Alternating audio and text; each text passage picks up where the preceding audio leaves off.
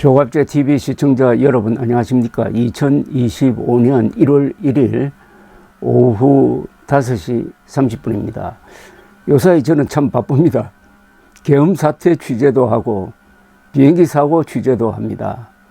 저는 한국에서 있었던 4차례의 계엄 사태를 다 취재한 유일한 기자입니다. 그리고 오랫동안 비행기 사고를 또 취재를 했습니다.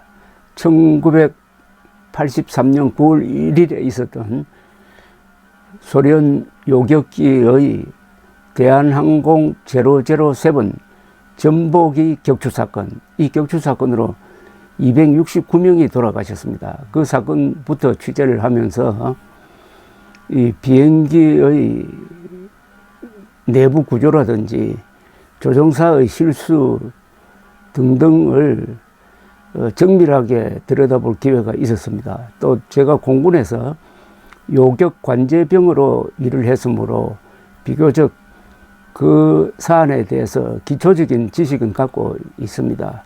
그런 관점에서 이번 무한 사고를 들여다보면서 저는 1991년 6월 대구 공항에서 있었던 사건을 자꾸 연상을 했습니다. 그때 제주에서 출발한 대한항공기 아마 보잉 727이었을 겁니다. 한 100여 명의 승객을 태우고 착륙을 했는데 이 조종사가 랜딩 기어를 내리지 않았어요. 그런데 자신은 랜딩 기어가 내려갔다고 착각을 하고 내려왔습니다. 그걸 보고 관제사가 지금 무슨 짓 하느냐고 막 소리를 질렀는데 이 비행기 편수를 잘못 불렀어요. 그러니까 이 사고 조종사는 자기를 부른다고 생각하지 않고 그냥 덜컥 착륙했는데 얼마나 놀랐겠습니까? 그런데 다행히 활주로를 이탈하지 않아 가지고 몇 사람 다친 걸로 끝이 났습니다.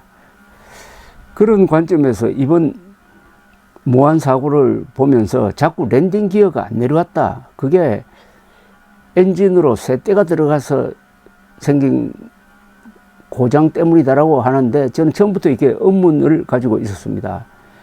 한 이틀 전에 제가 이야기를 했습니다. 랜딩 기어를 조종사가 내리는 걸 잊어버린 것 아니겠느냐. 대구공항 사고처럼 이렇게 추측을 하면서 그 전제로 랜딩 기어를 내릴 수 있었다. 그리고 올릴 수도 있었다.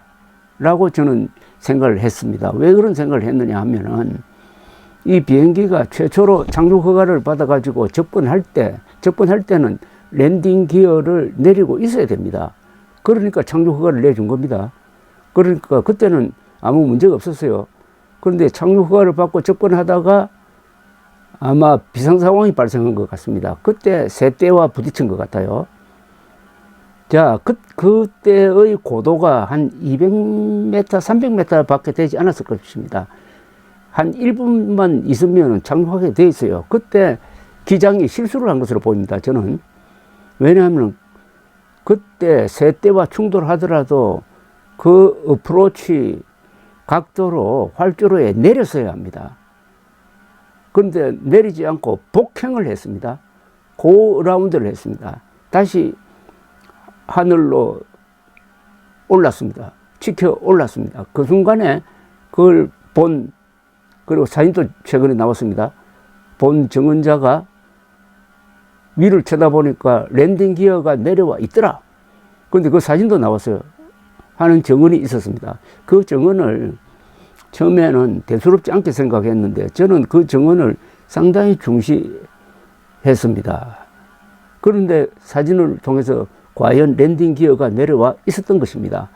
그런데 복행을 하면 어떻게 되느냐 하면은 고라운드 할 때는 그 랜딩 기어를 다시 집어 넣어야 합니다. 이 랜딩 기어가 들어간 것까지는 확실해요. 랜딩 기어가 들어갔습니다.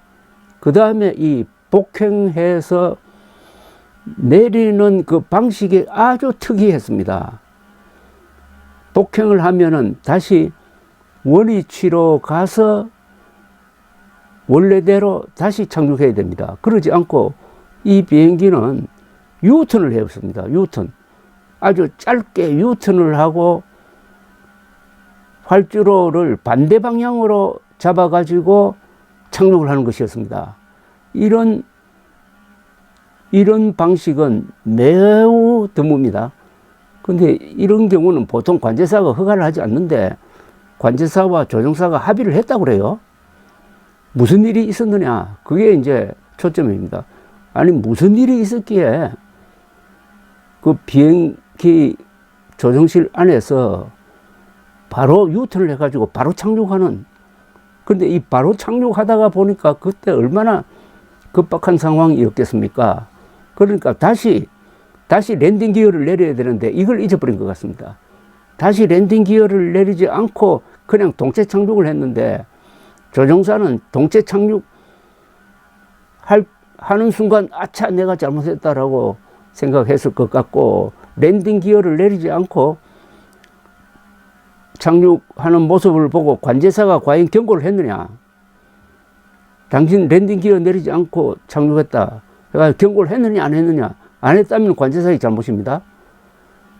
그런데 유턴 해가지고 활주로에 착륙하려다 보니까 활주로의 맨 첫째 부분 근방에 착륙을 해야 2800m 되는 좀 짧은 활주로를 충분히 이용할 수 있는데 한 700m 더 날아가서 그 중간에 또 착륙을 했습니다. 그러니까 활주 거리가 굉장히 짧아졌습니다. 그리고 딱 내리는 순간 브레이크를 밟으려고 했더니 랜딩 기어가 내려오지 않았다는 것을 알게 되었겠죠. 그리고 날개에 붙은 플랩도 90도로 꺾이지 않았습니다. 그때 아마 엔진 리버스를 작동시켰는데 이게 먹혔는지 안 먹혔는지는 모릅니다. 등등 제동 장치가 기능하지 않으니까 맹속도로 아마 시속 200km 이상으로 달렸는데 그 다음에 활주로를 지나서 오버런을 했는데 바로 눈앞에 시멘트 구조물이 있었습니다. 로컬라이저를 설치한 시멘트 구조물을 들이받으면서 대폭발을 해버렸습니다. 시멘트 구조물이 거기 있으면 안 됩니다. 이건 불법 구조물입니다. 국토부가 요리조리 거짓말 하다가 결국 불법 구조물이 들통이 났습니다. 규정을 위반했다 이겁니다. 그래서 여러 가지 요인이 겹쳐져서 179명이 사망했는데 2018년 이후 세계에서 일어난 가장 큰 사망자 수로 가장 큰 항공사고였고 한국에서 발생한 가장 큰 항공사고입니다. 그래서 랜딩 기어가 내려왔다. 그리고 폭행하면서 랜딩 기어를 다시 집어넣었다. 여기까지는 확인이 됩니다. 그런데 착륙할 때 랜딩 기어를 내리지 않았다. 왜 랜딩 기어를 내리지 않았느냐? 다른 일에 바빠서 신경 쓰지 못했느냐? 아니면 랜딩 기어가 안 내려갔느냐? 그게 참 앞으로 밝혀질 사안이고, 왜 버드 스트라이크를 무시하고 맞더라도 그냥 엔진에 불이 나더라도 그냥 착륙했어야 되는데 왜 돌아버렸느냐? 그 돌면은 제대로 돌아야지. 왜 그 상공에서 짧게 유턴 해가지고 거꾸로 방향으로 활주로의 그것도 중간쯤 가서 착륙하는 이 실수를 왜 했느냐? 이것은 뭐 앞으로 밝혀지겠습니다. 여러 가지 요인이 합쳐져야 비행기가 떨어집니다. 흔히 비행기 사고 조사하는 분들이 그런 이야기 합니다. 비행기를 하나 떨어뜨리려면은 여러 사람이 협력해야 된다는 말이 있습니다. 감사합니다.